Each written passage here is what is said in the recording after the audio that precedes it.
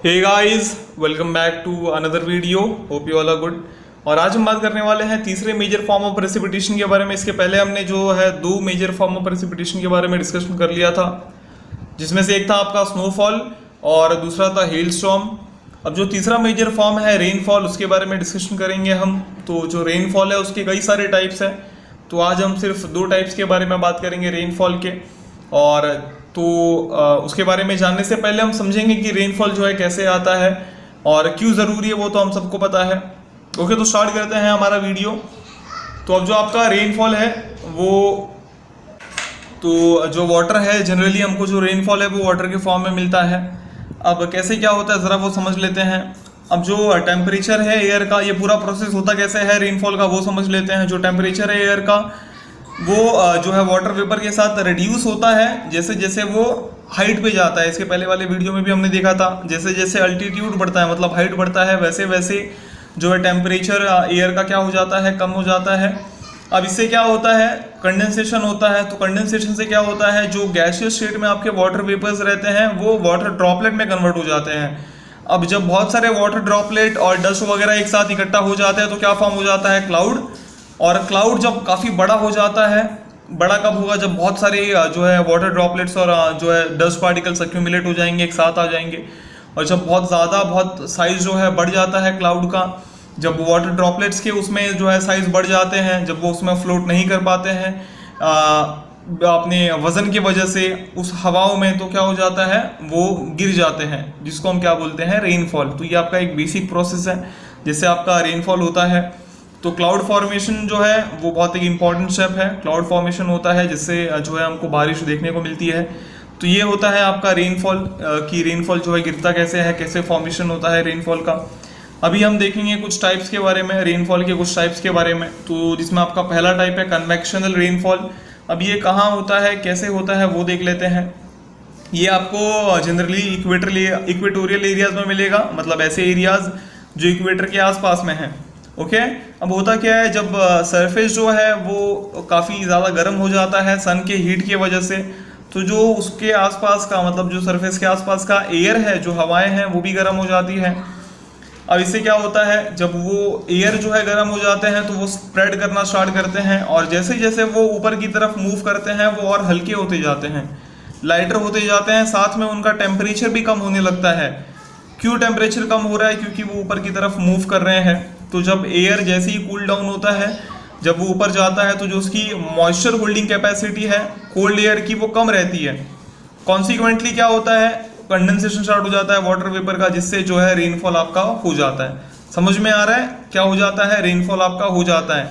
जो cold layer है, समझ में आ रहा है, अब यहाँ पे समझने की कोशिश करना, कंफ्यूज मत होना। जो कोल्ड लेयर है उनकी जो कैपेसिटी है वो कम हो जाती है। जब कैपेसिटी कम हो जाएगी तो ऑब्वियसली बात है वो ड्रॉप कर देगा, वो छोड़ देगा, तो सारी जो वाटर है आपको नीचे ज़मीन पे आ जाएंगे आपके, जिसको हम क्या बोलते हैं, रेनफॉल।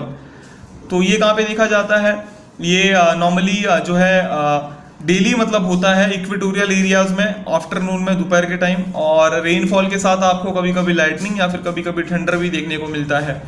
अब ये कहाँ होता है पूरे वर्ल्ड में, तो ये आपको अफ्रीका के कॉन्गो बेसिन में मिलेगा, ये एक बड़ा बेसिन है अफ्रीका का। और अमेजोन बेसिन में मिलेगा, साउथ अमेरिका कॉन्टिनेंट के अमेजोन बेसिन, जो कि सबसे बड़ा बेसिन है ना, मतलब जो सबसे बड़ा रिवर है, लार्जेस्ट रिवर जो है अमेजोन रिवर, तो उसका जो पूरा बेसिन है वहाँ पे आपको देखने को मिलेगा। तो ये दो ऐसे रीजन हैं जो कन्वेक्शनल रेनफॉल एक्सपीरियंस करते हैं। और ये जो रेनफॉल है, इस तरह का जो रेनफॉल है, काफ़ी कम एरिया में होता है, बहुत ही कम एरिया में होता है, एक लिमिटेड एरिया में होता है। हर जगह पे आपको ऐसी बारिश देखने को नहीं मिलेगी। ओके, तो ये था आपका कन्वेक्शनल रेनफॉल। तो ये सिमिलर ही था उससे पिछले, मतलब जैसा हमने देखा कि जो रेनफॉल है उसका फॉर्मेशन कैसे हो रहा है, तो उससे सिमिलर ही था।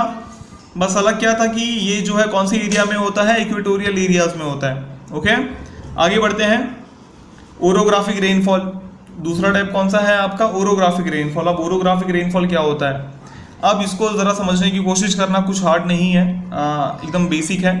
तो अब ये स्टार्ट कहाँ से होता है, ये स्टार्ट होता है आपके विंड से। जो विंड आपके समुद्र या लेक से आते हैं तो वो मॉइस्चर लेडन होते हैं, मतलब उनमें बहुत सारे मॉइस्चर्स होते हैं। और जब उनमें विंड्स के सामने कोई ऑब्स्ट्रक्शन आ जाता है, जैसे अगर पहाड़ आ गया है, तो उनको क्या करना पड़ता है, उनको खुद को राइज करना पड़ता है। क्यों राइज करना पड़ता है? क्योंकि बीच में क्या आ गया, पहाड़ आ गया है। तो अगर उनको ट्रैवल करना है तो उनको राइज करके जाना पड़ता है। अब इससे क्या होता है, जब वो माउंटेन का जो स्लोप है, मतलब माउंटेन के साथ, मतलब माउंटेन को क्रॉस करने के लिए जब वो ऊपर जाने लगते हैं तो जो टेम्परेचर है विंड का वो कम होने लगता है। और टेम्परेचर अगर कम हो रहा है तो क्या हो जाएगा, कंडेंसेशन हो जाएगा, जिससे क्या हो जाता है, बारिश हो जाती है। अब बारिश कहाँ हो जाएगी? तो ऑब्वियस सी बात है, ज़्यादा बारिश कहाँ हो जाएगी, उस पहाड़ के उस तरफ ही हो जाएगी। समझ में आ रहा है? मतलब जो पहाड़ उसको क्रॉस करना है उसके पहले वाले रीजन में ही हो जाएगी। आगे एक इमेज है, उससे मैं आपको समझाऊंगा, तब तक आपको समझ में आएगा, उसमें अच्छे से क्लियर समझ में आएगा। यहाँ पे जो पॉइंट्स है डिस्कस कर लेते हैं हम एक बार वो। तो जो विंडवर्ड साइड है माउंटेन का, वहाँ पे ज़्यादा बारिश होगी।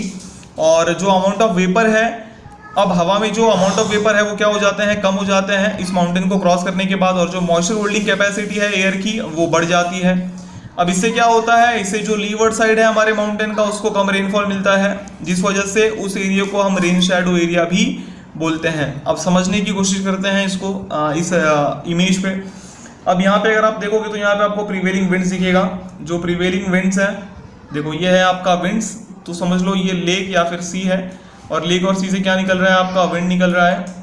ये विंड आपका यहाँ से आ रहा है। अब विंड जो है, विंड को पहले से नहीं पता था कि मेरे को इतने हाइट से जो है क्रॉस होके जाना है। अब ये विंड यहाँ पे आ रहा है, सामने क्या आ गया, पहाड़ आ गया। तो अब वो क्या करेगा, राइज होने की कोशिश करेगा। और राइज होगा मतलब क्या हो रहा है, उसका अल्टीट्यूड जो है बढ़ रहा है, मतलब जो उसका हाइट है वो बढ़ रहा है। और हाइट बढ़ रहा है तो मैंने बताया था आपको, हाइट जैसे जैसे बढ़ता है टेम्परेचर वैसे वैसे क्या हो जाता है, कम हो जाता है। तो टेम्परेचर कम होने की वजह से कंडेंसेशन होगा। कंडेंसेशन की वजह से क्या हो जाएगा, जो वाटर वेपर है वो वाटर ड्रॉपलेट्स में कन्वर्ट हो जाएंगे और सारा बारिश जो है यहीं पे हो जाएगा। क्योंकि उसकी जो कैपेसिटी है वो कम हो जाती है ना, उसका जो कैपेसिटी है, मतलब अगर देखो ना, अभी पहले वो क्या सोच के आ रहा था कि यार डायरेक्टली जाना है, लेकिन यहाँ पे इतना बड़ा पहाड़ मिल गया तो ये पूरा पहाड़ क्रॉस करते करते उसकी जो कैपेसिटी है वो काफ़ी कम हो जाएगी। और ज़्यादा जो बारिश है वो पहाड़ के इसी वाले रीजन में हो जाएगा। इसी को हम क्या बोलते हैं, विंडवर्ड साइड। ओके, इसको हम क्या बोलते हैं, विंडवर्ड साइड। और अब क्या होगा, अब ये विंड जो है पूरा जब पहाड़ क्रॉस कर लेगी तो इस तरफ आने की कोशिश करेगी। और जब इस तरफ आएगी तो जो अल्टीट्यूड है वो कम हो जाएगा, मतलब जो क्या है आपका हाइट जो है वो क्या हो जाएगा, कम हो जाएगा। और यहाँ पे जो एयर के पास वाटर वेपर है वो भी कम है। कम कैसे है, क्योंकि ज़्यादा जो वाटर वेपर था वो इसी तरफ गिर गया, इसी तरफ बारिश के फॉर्म में गिर गया। समझ में आ रहा है? अब यहाँ पे जो वाटर वेपर बचा होगा वो कम बचा होगा। और यहाँ पे जो कि वो नीचे आ रहा है तो कंडेंसेशन जल्दी होने वाला नहीं है। तो यहाँ पे इस वजह से क्या होता है, ज़्यादा बारिश देखने को नहीं मिलती है। यहाँ पे जब वो थोड़ा ट्रैवल करेगा, थोड़ा आगे जाएगा, तो आगे जाके आपको थोड़ा बहुत कहीं पे वो जाके थोड़ी बहुत बारिश कर देगा, नहीं तो आपको इस साइड में बारिश देखने को नहीं मिलती है। ओके, और इसी साइड को बोलते हैं हम लीवर्ड साइड। ओके, इसको हम क्या बोलते हैं, लीवर्ड साइड। ये क्या था आपका, विंडवर्ड साइड। विंडवर्ड साइड आपका वो साइड होता है जहाँ पे ज़्यादा बारिश होती है, और लीवर्ड साइड आपका वो साइड होता है जहाँ पे बारिश कम होती है। तो आई होप कि आपको समझ में आया होगा, कुछ हार्ड नहीं है। विंड यहाँ से आ रहा है, ठीक है। अब इतना हाइट जो है उसको जब ट्रैवल करना है तो इतने हाइट पे जाते जाते उसका जो टेम्परेचर है वो क्या हो जा रहा है, कम हो जा रहा है। समझ में आ रहा है? इतने हाइट पे जाते जाते उसका टेम्परेचर कम हो जा रहा है। टेम्परेचर कम होने की वजह से कंडेंसेशन हो गया। कंडेंसेशन की वजह से क्या हो गया, अब विंड के पास उतनी कैपेसिटी नहीं है कि वो जो है उसको मतलब कैरी कर सके। तो सारा बारिश जो है कहाँ हो जाता है, इसी रीजन में हो जाता है। और जो इसके पीछे वाला रीजन है वहाँ पे बहुत कम वाटर वेपर जाते हैं, जिस वजह से वहाँ पे बारिश हमको कम देखने को मिलती है। ओके, और जिसको हम क्या बोलते हैं, लीवर्ड साइड, और इसको हम क्या बोलते हैं, विंडवर्ड साइड। तो जहाँ पे ज़्यादा बारिश विंडवर्ड साइड, जहाँ पे कम बारिश लीवर्ड साइड। तो आई होप कि आपको समझ में आया होगा। ज़्यादा कंफ्यूज मत होना, बहुत इजी है, आराम से कूल होके समझना, समझ में आ जाएगा। कुछ अगर डाउट है तो कमेंट बॉक्स में कमेंट करना। ओके, तो हम अगले वीडियो में थोड़ा कुछ समझने की कोशिश कर लेंगे अगर डाउट है तो। ओके, तो तब तक के लिए घर पे रहो, सेफ रहो, वीडियो अच्छे से देखो, समझ में आएगा, कुछ ज़्यादा हार्ड नहीं है। ओके गाइज, मिलते हैं नेक्स्ट वीडियो में। Thank you.